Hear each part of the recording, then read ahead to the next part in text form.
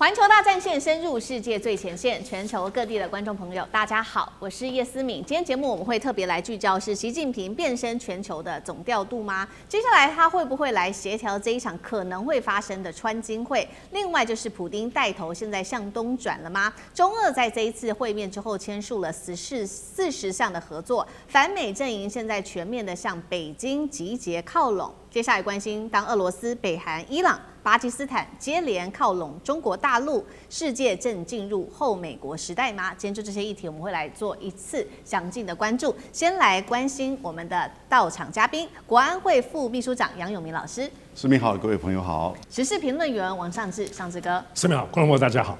陆军退役少将厉正杰将军。思敏好，各位观众大家好。观众朋友，今天节目开始前，记得帮我们的影片按下赞。昨天有非常多的网友在留言板上面有跟我们留言互动，也有写下你在哪一个城市来收看，所以今天一样的，记得按下热推，并且写热推之外，想要持续跟我们互动的，可以在上面留言思敏我在哪一个城市收看，今天我也会一样一起来统一做回复。好，今天的大主题要赶快来关心到的是，现在啊，中国国家主席习近平已经正式的被外界视为是一个国际大国的调停人了。调停的国家、调停的事项真的非常的多，因为接下来我们要看到的是来自于南韩媒体的报道，他说呢，收到的最新消息，习近平最快可能会在下周就会正式的出访。人就会去北韩了。这一次的关键是说，他会在北韩领导人金正恩和川普之间来做成一个协调者，有望进一步有没有可能来促成接下来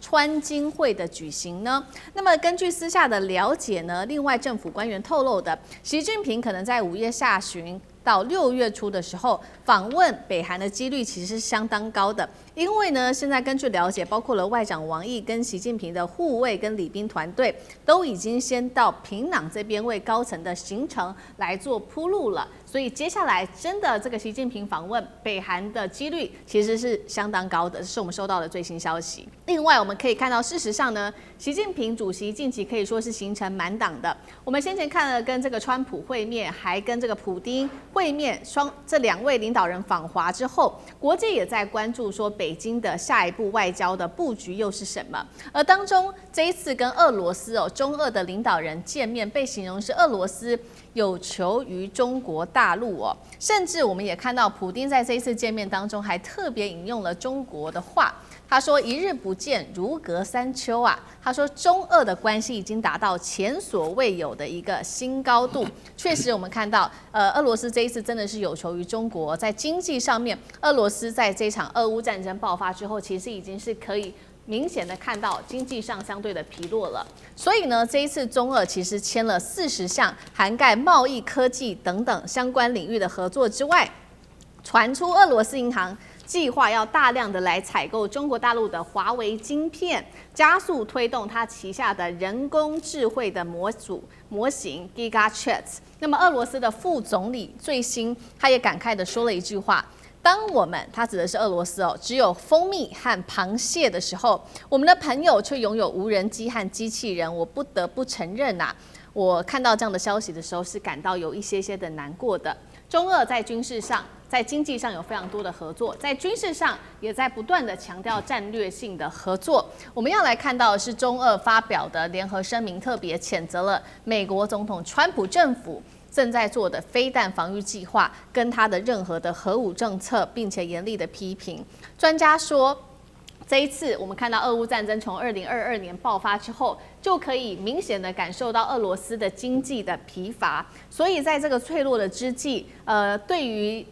莫斯科来说，他们就会更加的依赖北京了。所以节目今天一开始的时候要特别请教杨老师怎么看了。这一次中俄的领导人见面其实我们看到副总理也非常感慨说，只有俄罗斯只有螃蟹啊，只有蜂蜜等等，他非常的需要中国大陆在经济上的支援。另外还有双方在战略上、军事上面的合作。接下来，俄罗斯中俄的关系是平等同盟，还是俄罗斯正在被解读是不是沦为中国大陆的战略附庸？杨老师怎么看？我觉得战略附庸的说法是夸大了，而且所谓有求于中国、有求于北京，哪一个国家现在不是如此？当美国总统川普到中国大陆来的时候，不是有求于北京、有求于中国的那个清单还很长嘞，连日本都有求于中国了。所以这样子一个说法，其实是刻意的去没有了解到中俄之间的这个关系。你看，他现在已经签了25年的中俄之间的睦邻友好条约，然后呢，他们双方的新时代全面战略伙伴关系非常的密切。那我从4个层面来讲，其实中俄之间其实相互的互补的这个关系非常的密切。那当然各有所长了。如果你只是看中国大陆的这个强项，那它对每个国家都是它的强项，无人机、电动车，那哪个国家还能跟中国大陆比呢？所以拿这个东西其实是会有点误导。第一个我觉得大陆没有错，是在科技的这个产品制造业，那这是全世界的领导甚至统治地位。那跟俄国之间呢是主要的这个市场，我觉得这没有问题。可是俄罗斯它对中国大陆输出的重要性，难道这个会弱吗？它在原料，它在能源的层面，所以这个层面的就是相互的贸易的互补我觉得其实是很重要的。我们举例他这次谈的叫做西伯利亚力量2号，那也就是说从西伯利亚经过蒙古国到中国大陆，长3600公里。那如果盖好的话呢，每年可以有500亿立方米的天然气。那这从哪里来？这从西伯利亚过来。所以呢，这个当然你可以说，那会不会是中国大陆依赖俄罗斯？但不是用依赖这个观点，而是相互的互补。那第二个，我觉得有2个数字第一个叫2400，第二个叫3100。2400是什么？2400是去年中国大陆输出到中国的双方的这个贸易的总额来到2400亿美元，这是历史新高。也就是说，过去你看差不多3、4年前，大概就1000亿，一下子这个增加。那这里面当然相当高的比例，其实反而是中国大陆从俄罗斯进口的这个石油跟天然气。3000亿代表的是今年第一季度1到3月，中国大陆从俄罗斯进口的这个石化燃料来到了3100万桶的这个石油，那比去年1到3月增加多少？增加35%。所以你看到他们这个互补的关系就很重要。那第三个呢？我讲他们的地缘之间的这个关系2个大国都是属于陆权大国，然后呢结合的刚好就是欧亚之间的板块的连结，中间从蒙古到这个中亚到西亚，那这个刚好又是一个上海合作组织的这个连结，所以呢，中俄之间的这样子大国的连结具有相当高的国际战略的意涵。那当然，它也影响到能源跟经济跟贸易，这上面就是已经就是有存在的“一带一路”的中欧班列。而那个中欧班列现在要开一个南线往乌兹别克这边去，所以事实上这个地缘政治的结合，中俄之间是一个很重要的。最后一点，也就是在军事战略上面呢，又是2个数字。那5500加1000，俄罗斯有5500枚核子弹头，中国大陆现在大概在600到1000的核子弹头。所以他们为什么会对美国？美国有多少？美国有5000枚核子弹头。也就是他们3个国家都是核武大国，所以这2个国家的军事战略的合作会是一个在就是从地缘政治延伸到军事战略以及核武吓阻。那这个时候当然对美国要去发展就是很大规模的飞弹防御，这是从一个核武吓阻的概念延伸出来。如果你飞弹防御做了很多，你可能就会有一点点这种想象说你可能要做那个核武攻击的第1级。因为别人如果攻打你的时候，你可以把它挡下来，那这个就会让核武吓阻失效。所以呢，做核武大国中俄之间的这个结合也有很高的意涵的。好，这一方面我们看到中俄之间在军事上面的战略合作涉及到核武问题，那另外一方面，其实另外一个议题是不是跟核武有关系呢？因为我们刚刚特别提到了嘛，这个习近平主席有可能最快在下周就会去访问北韩，那是不是要促成川金会接下来的发展？那此刻去还有这个目的到底是什么？再来就是说，金正恩跟川普是不是有求于中国大陆，希望能够会面呢？那上次哥怎么解读？哇，真的是习近平真的是很忙从去年年底开始，各国其实都来北京，而且都是最高领导人，那个欧美到等等，然后接下来还有塞尔维亚总统要过来，所以其实可以看到在这么样的来访的行程到北京，他要接待，而张东要掐出一个这么样短暂时间，有可能会到朝鲜那这里头是这样子，我想这里头还是主要在于去年93阅兵的时候呢，是邀请了金正恩来，而且就站在习近平的左手边。普京在右手边，你就会看到这个中俄朝的过去来讲被视为他们很紧密的关系，在去年93阅兵出现了，而且金正恩特别来了部分，他待了5天4夜，过去他都没有待这么久因为他是从平壤坐火车来的，对他的安全是很考虑的，所以这一次某方面来讲也算是正式的邀请，因为当时有说金正恩也邀请习近平能够到朝鲜到平壤来所以这次的部分访问是不是有点回航的这个意义呢？但我们知道，其实，在去年整个中国大陆跟北京跟朝鲜之间的关系，其实特别在经贸的表现非常非常的劲扬。同比当中来讲，成长2025年到2026年第一季，它整个增长了26%那他们其实卖的东西没有很多很厉害科技的东西，其实在中国大陆大家最熟悉的是假发跟假睫毛，是朝鲜卖的。当然，医疗用品、农产品还是互相还是很多。大概当中24亿美金当中是22亿是中国卖到朝鲜的。好，这我们看这经贸关系当然是两国之间的，可是严格来说，其实中俄朝鲜三方的部分这个紧密当中，中俄是刚刚前面杨老师讲的这样的关系，其实俄朝，那么我们知道普丁跟金正恩也是很紧密的。然后呢，中朝这三方其实有点三角回旋，大家虽然很紧密，可是也各自有盘算。然后这里头也有各自的部分的结盟的结构，所以对于北京来说，中俄大国跟一个小朝鲜，那到底的意义在哪里？我认为这次去很重要的意义应该是针对日本。我们知道，其实朝鲜在过去来讲，在武器方面，特别它有核武器，对日本都是很大的压力。在这次我们看到，普京到北京这次跟所谓的中俄的这一次的合作跟签约里头，你从习近平的谈话，他那时候讲的部分，他特别强调了这一次中俄的关系这么熟了，但他特别强调2次大战，这里头特别提到中俄双方对于军国主义、对于这个法西斯主义的部分，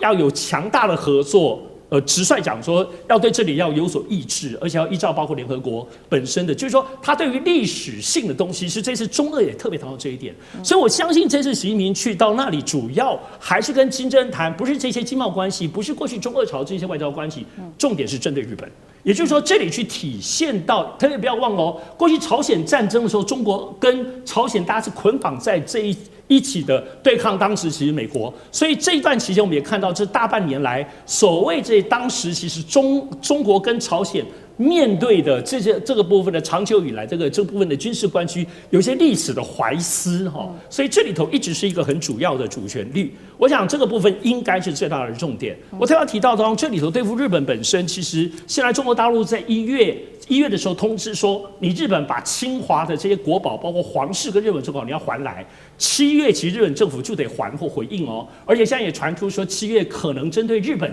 中国大陆下重手，有可能在国内的航空法规改变之后呢，不让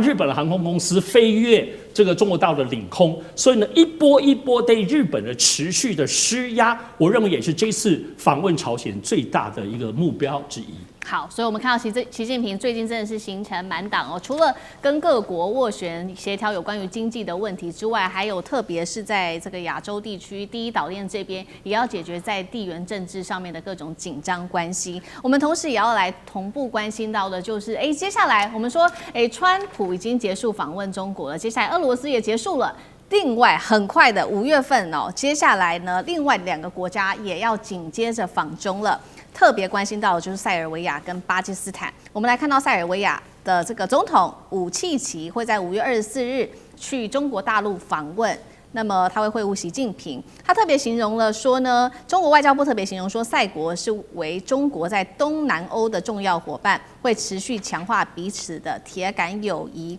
再来特别提到就是巴基斯坦了，同样的，其实差不多的时间巴基斯坦的总统也会在5月23到26号期间访中。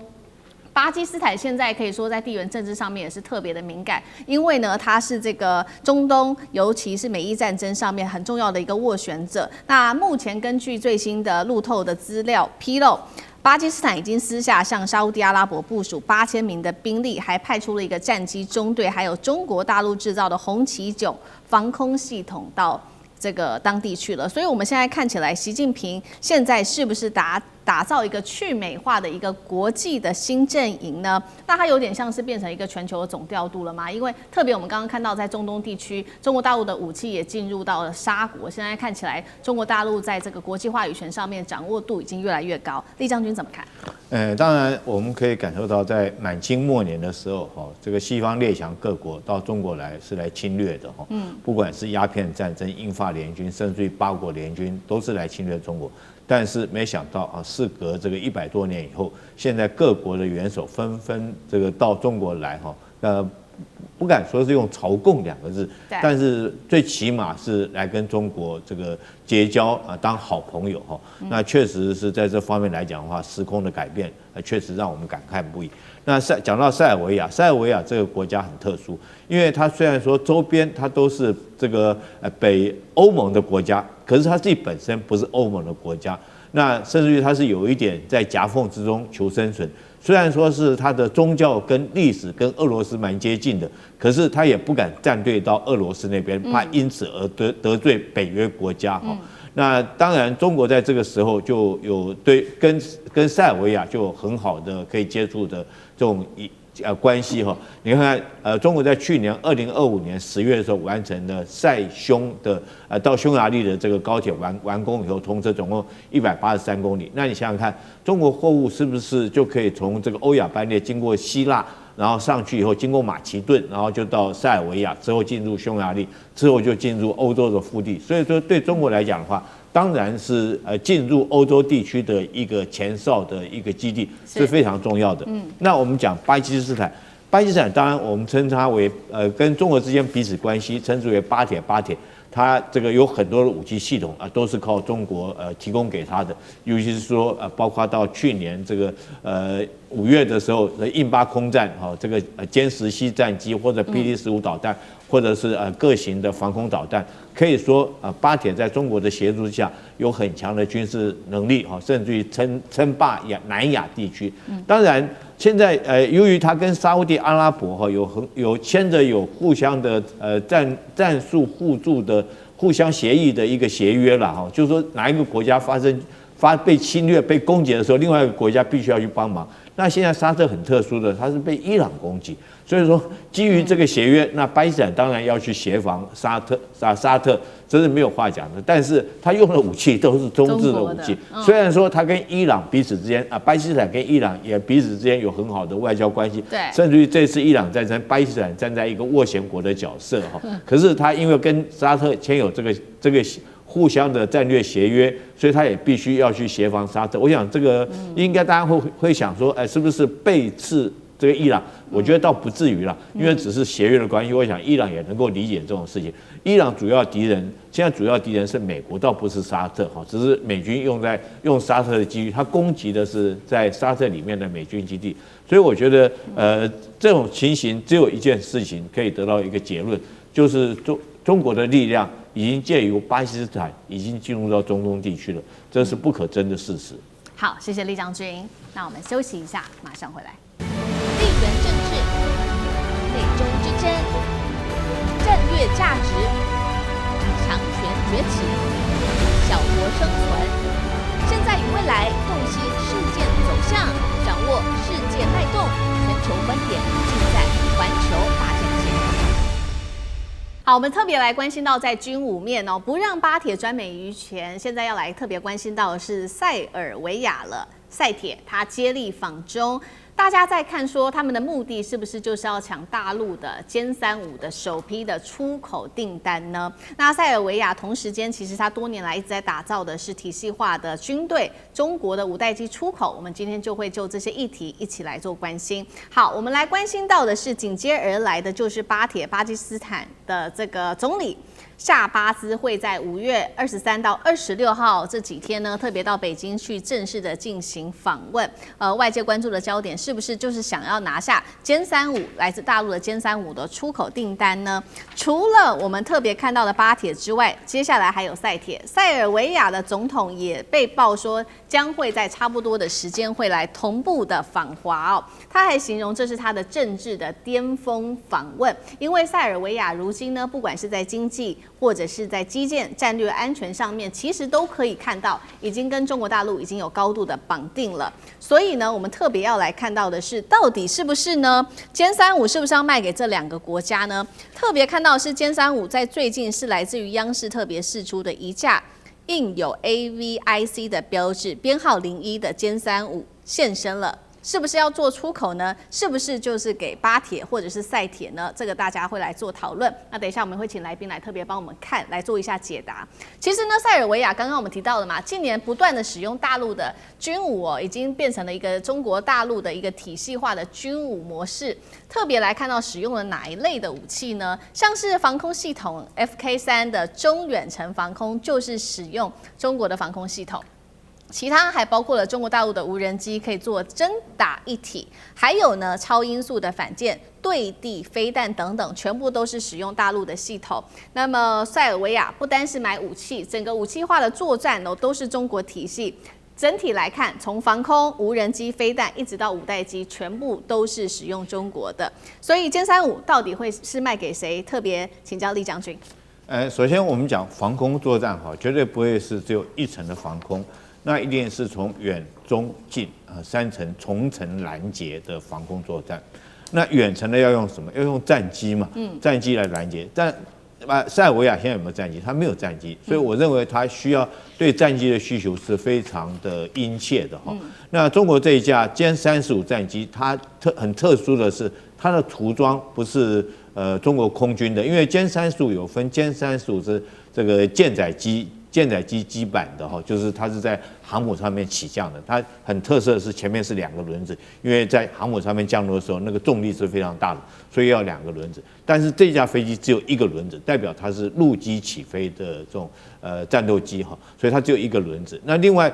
它这个涂装也不是解放军的空军的涂装，它用的涂装比较特殊，以前没有看过这种涂装。那最特殊的是 ACIV 这4个字。这4个字也不是解放军的标志，如果解放军的标志，他一定会用他们自己的空军的标志。所以很明显的，这架飞机极可能就是出口版的飞机哈。那当然，大家会推测到，现在如果说是歼35出口，大家会推测到底是给巴铁呢，还是给塞尔维亚？那因为巴铁现在已经有空军了嘛，包括歼10战机，包括枭龙。那这个塞尔维亚，它反而在战机方面，它这方面是这个短板，是它没有的。所以大家会推测会不会是塞尔维亚比这个巴铁还更早想到这笔生意买到这批战机？这是第一个，是远程的防空，第一层的拦空。第二层的是什么呢？就是 FK3 防空。你看我们上面写的是中远程防空这个如果说第一层飞机没有拦到的话，第二层就是这个中程防空飞弹在拦。我们战术上面称之为叫做这个区域防空，也就是它的射程大概200公里，在200公里之内不管是敌人来的导弹、这个巡弋飞弹或者是战机，我都可以拦截。那如果再突破的话，是什么拦呢？就是野战防空系统野战防空系统，它的射程比较短，最多大概就是20公里左右。那就是我飞机没有拦到，这个中程飞弹没有拦到，等到你真的进入核心地区的时候，我还有第3个拦截手段，就是这个红旗19的这款野战防空的导弹。那再来，我们看到这是中国无人机本来就是中国在军武方面的强项我们刚刚讲到俄罗斯跟乌克兰，虽然说中国没有名正言顺的说支援俄罗斯或乌克兰各种军武，可是它很多的零附件都可以供给俄罗斯跟乌克兰他们组装成飞机。譬如说我们讲大疆，那我给你这些零件，我也不能说是你用在哪一方面，你就是一架无人机，你要用在战争，它就是军事用途。如果你用在民生拍照或者是这个预防山林的火灾，你就是民用的。所以中国无人机在这方面也是它的强项。那它的品种项目也很多，有察打一体，有专事攻击的，也有自杀型的，这个有远程的，有中程的，有近程的。所以到底会有哪一款这个无人机提供给塞尔维亚？当然有带他们自己国家的战略的需求来定可是我想说，无人机这款武器提供给塞尔维亚，应该是这个板上钉钉，应该是一定会有的事情。那最特殊的是 CM400的这款这个空对地的导弹，它也可以打军舰，也可以对地攻击。那它为什么特殊呢？因为通常来讲的话，它将这个塞尔维亚居然将这款导弹装在米格29上面。我们都知道，这个导弹跟飞机一定要链接在一起哈。这个你什么样的飞机，你什么样的系统连接什么样的导弹？譬如说美军来讲的话，你一定是用美军的导弹。比如说我们现在以我们台湾来讲，我们用的 F-16战机，那我们就一定要挂这个响尾蛇的导弹。我们自己国家研究出来的天剑的导弹就不能挂在 F-16，只能挂在我们自己的经国号战机上面。是那。为什么这个米格29可以挂 CM400？它不但挂 CM400，而且还不影响它飞机整个结构。我们都知道，这个米格29属于比较老旧型的，你要去改装，事实上是非常难的。你不管是电子系统怎么样改装，根本就是不可能。结果这个中国可以说是这个另绕蹊径哈。他用什么方式呢？他用一个平板哈，用一个平板就可以控制这枚导弹来对这个目标地区来发射，所以这是非常特殊的。当然，这个塞尔维亚它处的地理环境非常特殊，尤其是说，在这个26年前哈被北约国家这个空袭轰炸过之后，它急需要建立自己的防空的体系统。那当然，北约国家不可能提供它任何武器资源，所以它只能寻求中国的协助来建立它自己的防空以及攻击的体系哈。所以我觉得后续来讲的话，我觉得武器旗在这方面来讲的话，一定会在军武方面一定会跟中国采取密切的合作。那歼35有没有可能优先这个卖给这个塞尔维亚？我觉得可能性是非常高的。好，所以我们看到，所以目前难怪会称会是塞铁哦，因为整体的战略重心，尤其在这几年，塞尔维亚都已经逐渐的转向中国大陆，跟欧洲、俄罗斯跟美国之间是走一个比较稍微平衡一点的关系，但是整个核心是往中国大陆这边做倾斜的。刚刚将军也特别帮我们提到了一个重点，也就是中国大陆的军武可以协助塞国他们在这边做中俄系统的一个整合。除了将军帮我们提到的米格29可以挂来自于中国大陆的飞弹之外，还有就是俄罗斯的这个遏制平台也可以接上中国大陆的航电系统，再来就是中国的防空还可以搭配遏制的指挥链，等于说这一些目前中俄混血整合的这个系统体制，只有中国大陆做得到。杨老师如何看？讲到就是歼35哈，它现在做出来这个外销的这个 AVIC 的这一架，那我觉得应该它往就是外销走，应该是很快的时间了。是。那但是它的外销啊，第一点它毕竟是五代机，有一定的战略上的意涵。那第二个是接受购买这一套系统五代机的，它本身的军武跟就是特别是在战机的这个发展的程度哈，操控的程度是不是有一个体系达到这个阶层？那第三个呢，也就是它所处的这个地缘环境哦。五代机代表的意涵其实是相当高的，那不是一般的武器，所以呢，会不会引起一些这个不同的观点？那我个人觉得，现在巴基斯坦跟塞尔维亚似乎好像都在争取这个五代机能够卖到他们那边去。我个人觉得巴基斯坦机会可能会抢得前面一点。那当然了，武器级你要加油。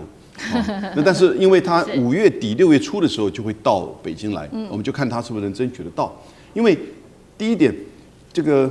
塞尔维亚它自己本身的空军的环境哈，用的现在是米格29，那并没有中国大陆其他的战机。巴基斯坦不同啊，你看上次印巴空战的时候，他用歼10C把就是在法国的就是标风系统给打下来，对不对？对。那可是塞尔维亚并没有这样一个系统。那第二个就是塞尔维亚其实周边的都是北约国家，那这个时候中国大陆五代机去到那边呢，会不会引起一些地缘政治上的这个考虑？好，那因此呢，现在他可能是想要往提升中俄之间的武器的这个融合，那是不是能够很快一步到位到这个歼35？我们不确定。那至少他们现在刚才厉将军提到，就这个平板，那什么平板呢？那他们叫做独立武器射控系统，也就是在米格29的这整个机身上面就加了一个平板，那你从平板上面去操控挂在米格29上面的中国大陆做的就是 CM400的武器，这个飞弹啊，反舰飞弹。那这个就是第一个，中国能够有这个技术，把中国的武器跟俄罗斯武器做一个系统的整合，即插即用，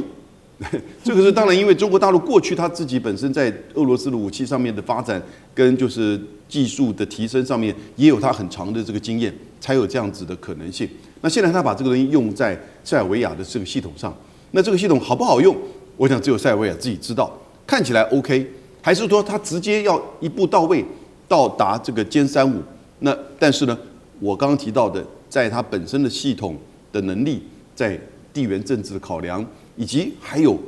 对中国大陆人第5代机有一定的机密跟维持，那这些东西塞尔维亚这个地点是不是符合？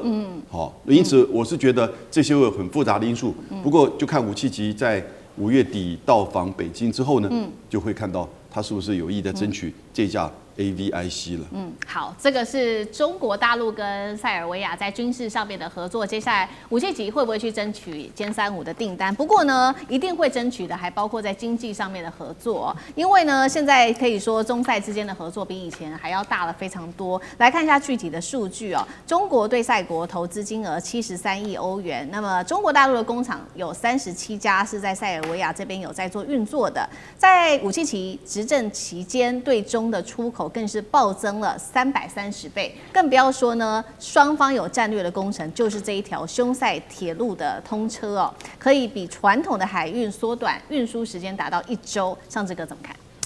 好，我想这次武契奇要到北京，这是武契奇第9次到北京哈。好，但是这是第1次国事访问哦，他去了8次哦。2014年他刚当选的时候，其实隔个月，他4月当选，5月就立刻跑来北京了。可他陆陆续续也来参加奥运或等等之类的。这10几年来，这一次才是国事访问。国事访问就是我们就看到川普跟普丁这种有阅兵，然后在这个钓台宾馆，在整个所谓的这个人民大会堂里头，我们看到他们的这个谈判桌。其实这次都是比照这一次。为什么他来？其实最大关键是因为塞尔维亚在接下来5、6月就要进行提前的国会大选了。是，通常这种东西都是有内政啊，不只是外交上。因为现在是这样子，早先他就武契奇虽然很稳啦，然后他各方面都控制，可他还是在批评他有一些内部的贪腐的问题跟舆论控制的问题，反对党对他的挑战，学生运动对他挑战。但是，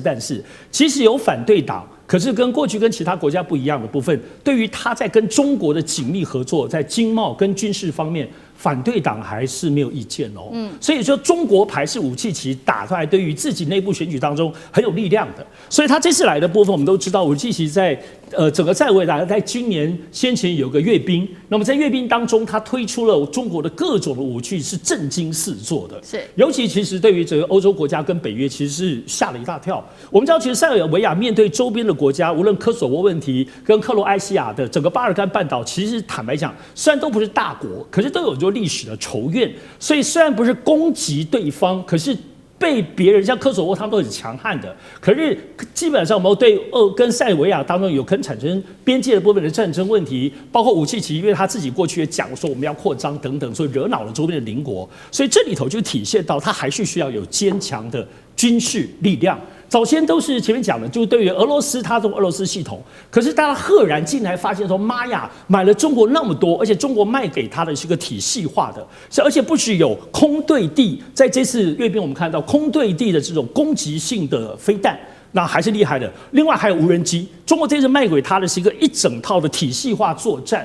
当然，从北京的部分的角度，有了巴铁，对于印度当中像是一个军事橱窗，包括对东南亚也都展示，让很多人都很想买。可是对于欧洲国家，因为塞尔维亚并没有不是欧盟，也没有加入北约，所以他在这个地方展现这种中欧大陆体系的这种军事力量。真的是一个橱窗哦，而且对于刚刚讲内部的选举，对于反对党对他的部分，大家也都觉得还蛮厉害。所以其实塞尔，我们都知道武契奇从2014年刚刚讲，每2、3年都来，除了疫情期间，我认为其实一个最大体现是2024年习近平当时到欧洲访问当中，没有去几个国家，有专门去了塞尔维亚，就表示说历经了10年，中国跟塞尔维亚的交往可信任了，而且这个信任是相对更高的，所以习近平才专程去。所以这里头我们可以看到，2024年之后的，包括这些买这些武器，大概就是我们看到这2年开始整个对于中国大陆的战略布局来说，虽然它不是欧盟跟北约的国家，但是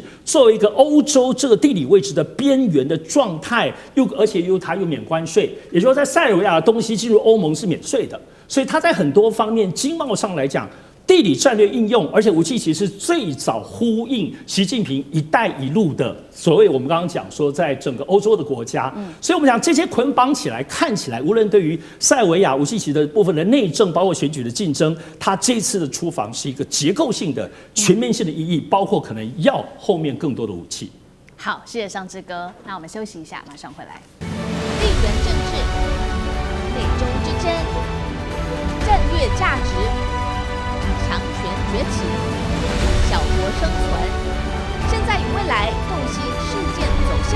掌握世界脉动，全球观点尽在环球大战线。在中东的战事，我们要特别来关注到的是美军说自己无敌，但是遭到伊朗打脸了。因为呢，最新的报告结果这边有显示说，42架美军的军机都被伊朗给打下来。这个数字一出来，可以说是震惊了美国的国会哦。另外一方面，美伊战事到底会不会再继续打呢？因为现在看起来有几个迹象，包括了福特号、全势号都撤离中东了。川普承认打不赢伊朗吗？今天就这些议题，我们会一起来做关注。那欢迎网友们可以来跟我们这边做互动。您认为说美国军力已经快速的在中东被消耗的话，可以留言写下1。如果你认为美国仍保有大量的战力，我们也可以一起做讨论，可以留言写下2。好，赶快来看到的是川普的美军无敌神话到底有没有被狠狠打脸呢？来自于美国国会研究局这边做的一个最新的资料显示，美军对伊朗战争中的重大航空战损总共是高达了42架的军机，而这些军机呢，不是被击毁了，就是有受损，当中包括了有 F-35A 逆踪战机、4架的 F-15E、7架的 KC-135空中加油机，还有1架 A-10攻击机等等啊，还当中包括了这种海神高空无人机跟24架的死神无人机。好，这一些是有受到打击或者是受损的部分，但是我们也有看到有一些这些防空的系统哦，他们并不是遭到敌方打落，而是战场混乱所造成的战机被毁损。特别来看到的是2架的 KC-130空中加油机相撞，原因就是为了闪避亲伊朗民兵的攻击，所以呢，他们在闪避之下，竟然是彼此之间相撞之后跌下来。再来看到的是 F-35A 的逆中战机，则是遭到伊朗的光电跟红外线追踪系统锁定之后，疑似又被这种监射飞弹的近距离爆破碎片给连带的袭击到它的机体，所以紧急的返回基地，所幸没有造成任何人员的伤亡。大家还记得吗？他说，这个川普总统说，伊朗的防空系统早就被美军给打爆了，但是现在看起来，事实上并不是这样子的。所以大家也在看说，到底伊朗的防空武器来自于哪里呢？到底有什么样子厉害的法宝吗？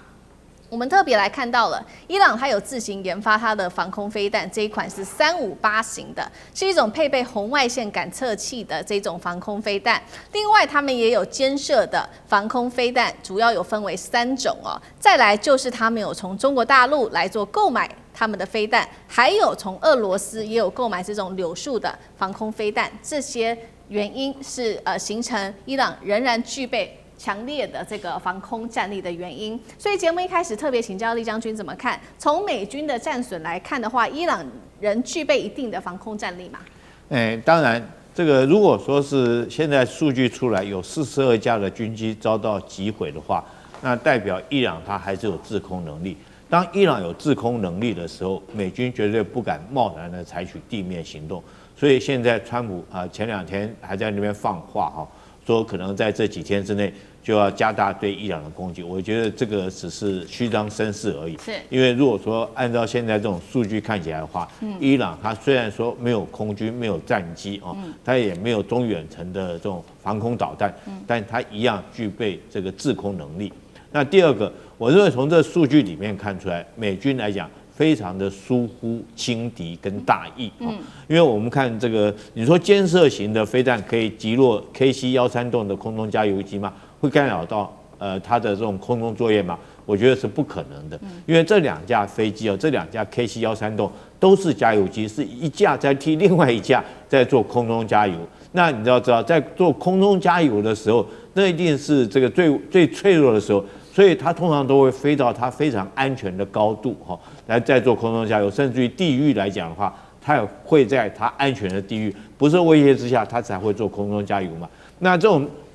这个监射型的刺针飞弹美军的是刺针飞弹的，俄罗斯提供给他的叫柳树飞弹的，那解放军的叫红鹰飞弹，它射程不过就是5公里而已那是士兵随身携带的，那射高大概也就是4000公尺左右。那你想想看，这种空中加油机，它怎么可能飞在这么低的飞度，让你轻易的就干扰到击落到？我觉得这2架空中加油机会相撞，完全就是美军过于疲累。大家有没有注意到除了说24架死神无人机之外，这次战损最多的反而是加油机。那为什么加油机战损最严重呢？大家看到总共有7架，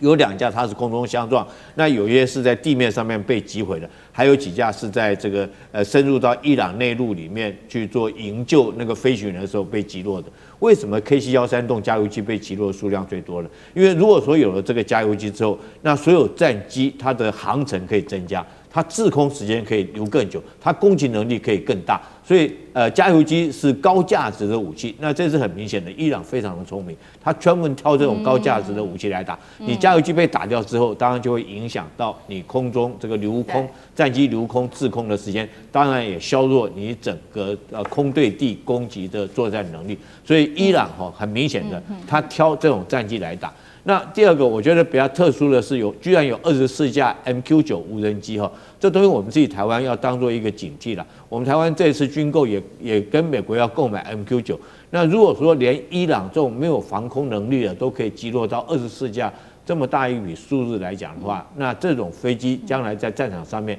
它的存活能力会有多少？所以我认为这些都值得我们这个后续当做我们建军备战的一个参考。但是我认为重点是什么？重点是如果说美军在这场战争到目前为止，如果真的有24架军机遭到击毁的话，那伊朗虽然说它只有短程的这种防空能力，比如说它的这种红外线感应器这个为什么可以击落 F-35？因为 F-35我们知道逆中战机它主要针对你雷达逆中，它对于外观影像是没办法逆中的。那另外它的热源也没办法逆中。那这款导弹它就是专门这个侦测到你这个飞机跟空气摩擦以后，或者尾管喷出来热流这产生出红外线，它来打这个地方。那可见的 F-35它可能是在很低空的状况下飞行，然后才会被击伤。它没有被击落，它可能因为因此才被击伤。那从其中我们可以看出来，这个美军绝对不是天下无敌的，他们的神话也因此而破灭。好，美军的这个在天上的神话这个无敌神话已经破灭了，所以呢，这边也做了一个总成本，到底说损失了多少钱？如果真的是42架的军机的话，现在初步统计起来，总成本接近1兆美元。那川普接下来打得下去吗？上志哥怎么看？其实这个消息传出来之后，大家终于松了口气，什么意思呢？就觉得按照道理，其实伊朗的攻击那么多美军基地，应该会有很多战损。可是因为先前美国人没有讲，所以这次其实是美国国会这边披露出来的部分的统计，大家说哇，果然如此。事实上，在这之前的时候，其实 CNN 已经有针对于美国的战损做了一个统计。他们统计说，主要掌握到的在整个波湾地区的16座美军基地，当然不止伊朗攻击的，但是16座美军当中有超过280多个被攻击是非常非常严重的所以 CNN 披露之后，其实大家才说哇，那这个部分到底是什么概念？而且我们现在看到的是美军的军机这里头其实在我们刚讲美军基地里头的有一些军机，可是波湾国家买下来，这里头还有一些其他的部分损失，现在还不知道。那目前来讲，我们已经看到整个波湾地区最近对于有一个议题，就是这些被攻击的美军基地跟这些战损，那要不要恢复啊？要不要重建？目前卡在这里，因为大部分美军基地不是美国出钱，都是这些波湾国家出钱的。但现在看起来，他们好像也没有要马上修，因为现在战争还没有真体的结束。所以涉及到钱的影响性，其实现在就是波湾当中美军基地要不要重建？这些飞机被炸了之后，无人机被炸了之后，要不要再继续补充？可是我们其实已经看到，其实美国政府其实特别是赫格塞斯在战争部他看到他一些态度哦，比如最近已经提到，他有提到在整个预算要追加到1.5兆的部分的美元，然后多增加，其实要包括5000万的部分美金，所以这在打这次波湾战争之后呢，其实确实缺钱，而且包括他去马斯克那个地方去参观，他一直强调 AI 要用，然后他再强调要买一些更便宜的，所以这些损失都可以看得到，在美国整个军力部署，因为被破坏了战损之后要补充，他们可能美国在战争部要有个新的思路，而不再是过去像7大军工业当中买这些又昂贵，然后动辄损失之后真的是差赛的哈，所以当然其实这些战损，其实我们看到一个是政治的效应，一个是军事的效应。其实刚刚其实提到军事效应当中，其实就是你要补充嘛。现在全世界都来怀疑美国，你现在损失那么多，你到底有多少军力？所以这个部分是非常非常写实的。但是最重要还是影响到政治效应，也就是这个战损本身，到底你美国在这个伊朗战争的这个对抗的美伊战争过程里头，难道你真的都以为你都一直赢没有损失吗？所以一旦战损超过了在美国包括反对党、包括民主党那边所认为你的这个当中付出的代价的时候，其实政治的效应就会具体显现。我认为也是这一次披露军机损失当中的后续的影响性。好，这个估计起来超过1兆美元的这个42架军机的战损，会不会影响到接下来川普政府团队的整体的政治决策？我们要持续的做关心。因为呢，现在看起来是美国好像想要停，但是伊朗方面好像不愿意停。原因是因为我们看到了这个穆吉卡巴，也就是伊朗的最高领袖，他在昨天特别发文，他说要对美国跟以色列发起圣战。那这个是来自于这个伊朗的最新的发言。那我们来看到美国方面呢，在军事上面有很多的行动，全狮号跟美国的福特号都已经撤离中东地区了，是不是这个美国不想打，或者是要退让？那杨老师怎么看？我现在看起来军事行动或者是战争攻击大概不是现在川普的第一优先选项。虽然他可能威胁还是会这么威胁，可是你看他这2天又说，在大家的劝服之下，我不决定这么做了。可是你实际上军队都陆陆续续离开了那不过重点是在就是北京，川普到北京去，跟习近平达成了在伊朗问题上不可以拥有核武，然后呢尽快的和谈，以及在就是通行费上。不过我觉得通行费这个是美国可能自己加的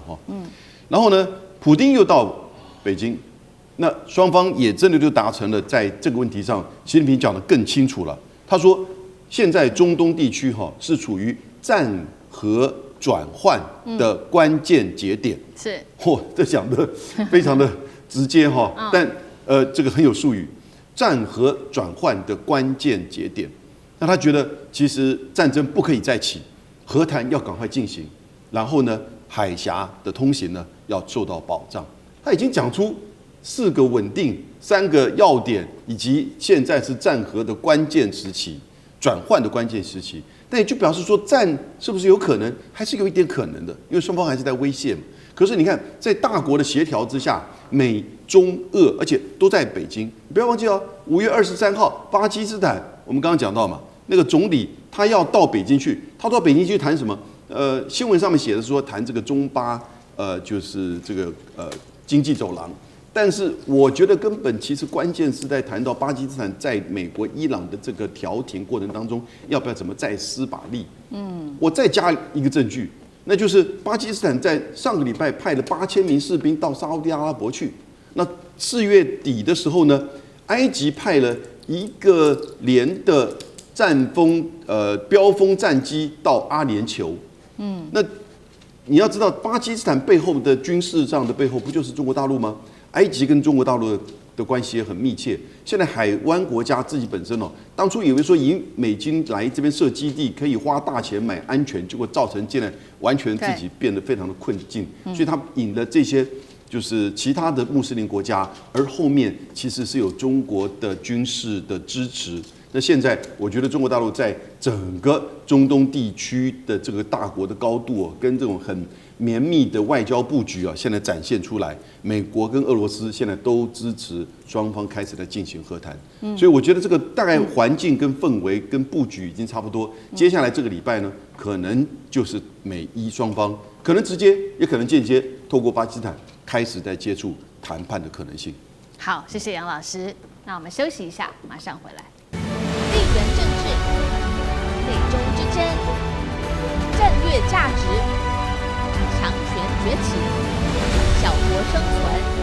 现在与未来洞悉事件走向，掌握世界脉动，全球观点尽在环球大战线。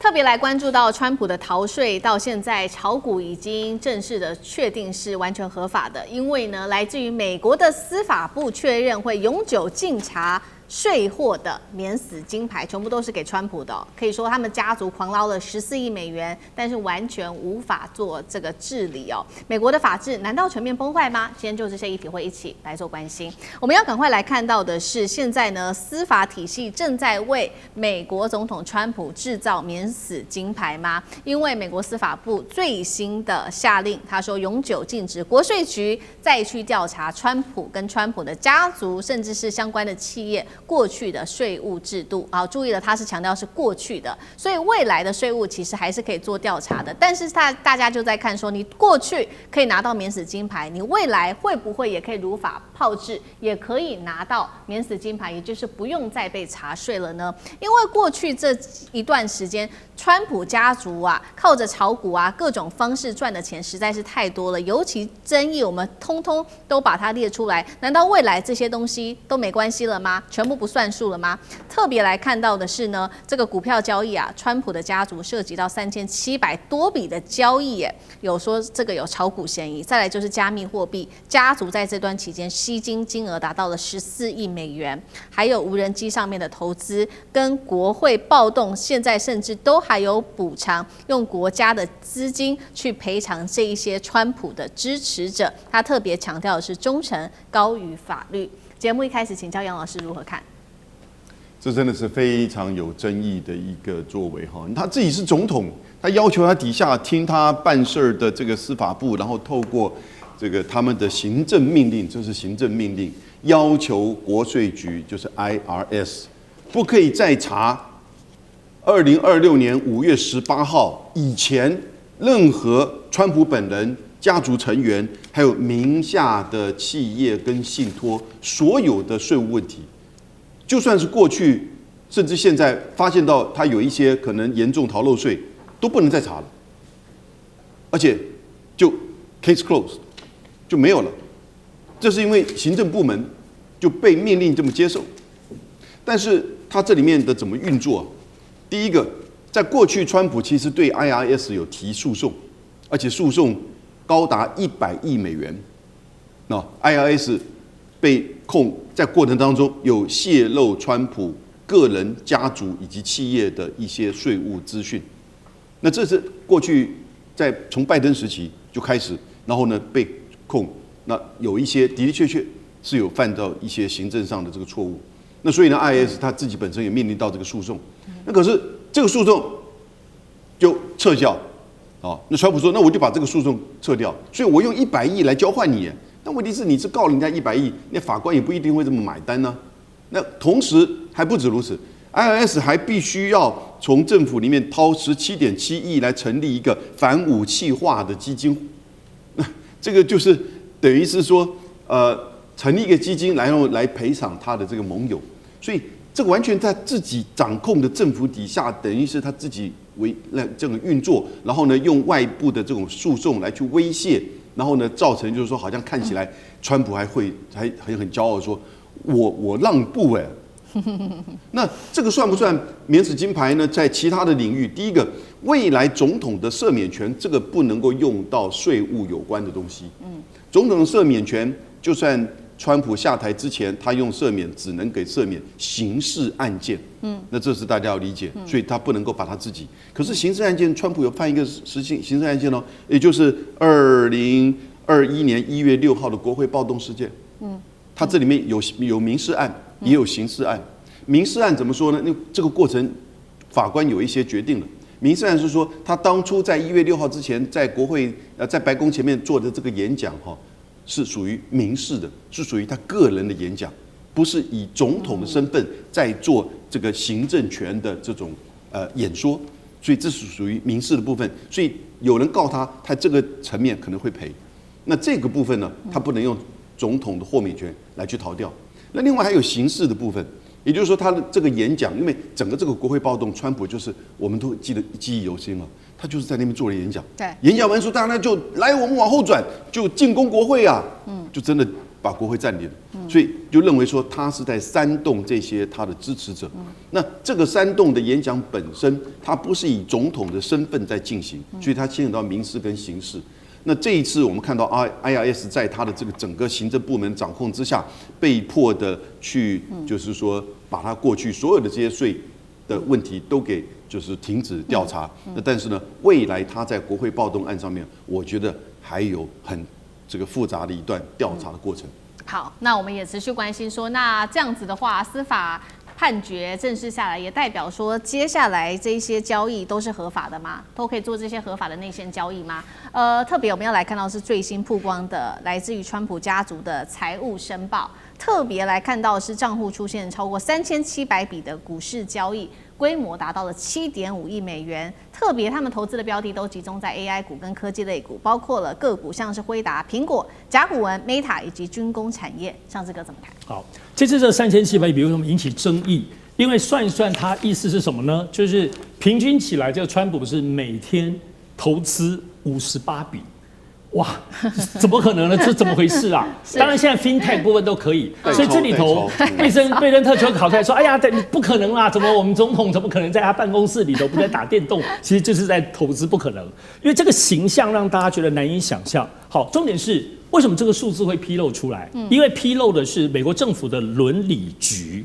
这个局呢，就有点是独立机构它不是司法部底下。那为什么它会提出这个东西呢？把它披露出来，主要现在美国国会参众议院都有特别是民主党的议员，特别都是里头都是加州出身的议员在追这件事情。而当中追的最厉害的就是众议院，我特别要大家可以去关注这个人，就是他叫伊丽莎白·华伦。然后他带着很多的其他议员在追这件事情，因为他们要干嘛？他们要修伦理法案。因为这里头在追这个法，所以伦理局才提供这个数字哈。然后这个伊丽莎白·华伦，她的背景出身，她研究破产法，她是哈佛大学的法学教授，她不是一般你知道政客小猫咪，所以她在追当中非常非常专业。其实她从去年川普一就任不久，发现他就开始在追，而且就推动这个法案，所以这是整个背后的一个大的背景。当然，其实这里有很大的关系，还是问题到底美国总统能不能做投资啊？其实就是说，在联邦法令当中，其实并没有规范它不能，只提到你不能做内线交易很严重，而且你要定期公开财产，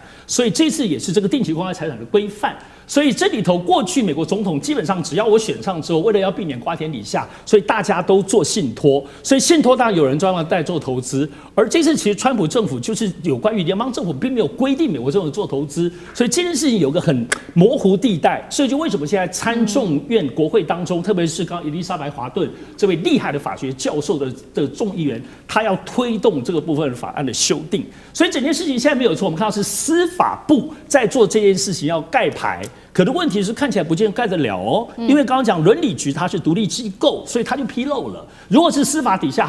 我们连这个数字都不知道，所以现在到底美国国会这个法案能不能推动？我认为这个时间点上，如果这议题在扩散，特别是美国政府在美国基层大家都活不下去，哇，你赚那么多钱，这个数字终于披露的话，我认为在于美国11月期中选举之前，这个效应还是会产生一些美国内部当中的一些政治效应，会是一个影响的话题。好，这一方面我们看到川普他现在透过这个法律来保护自己家族的利益。其实呢，除了保护自己的家族之外，他现在还说他要开始奖励这些对他忠诚的人，也就是奖励忠诚者制度。除了刚刚这个杨老师特别帮我们提到，当初这个国会山庄的暴动参与者，现在说呢他们会拿到纳税人的补偿之外，因为他说忠诚胜于法律之外，现在川普还在要求这个司法部要设立一个叫做反武器化的基金，也就是说，你用自己人去告政府的时候，你可以用纳税人的钱再赔自己的制度新成立起来，那厉将军怎么看？有一句话讲哈，树不要皮，必死无疑；人不要脸，天下无敌。这个用这句话来形容川普，可以说是再恰当不过。这件事情是怎么一回事呢？因为有一个美国国税局的一个官员哈，他泄露了川普的这种税务的机密资料，那川普就对国税局提起诉讼，要求赔偿100亿美金哈。那当然最后双方这个说，因为毕竟你是总统嘛，你哪有说自己总统去告自己政府里面的国税局？对。然后最后这个由司法部也是他的人，司法部现在代理部长原来是他的私人律师，然后由这个找一个私人他自己的人出来搓圆子协调这件事情，然后最后这个提出来所谓的17.7亿美金。成立这个所谓的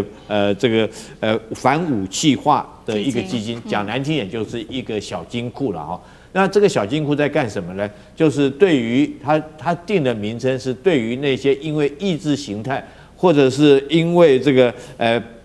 意识形态或者是个人或者政治受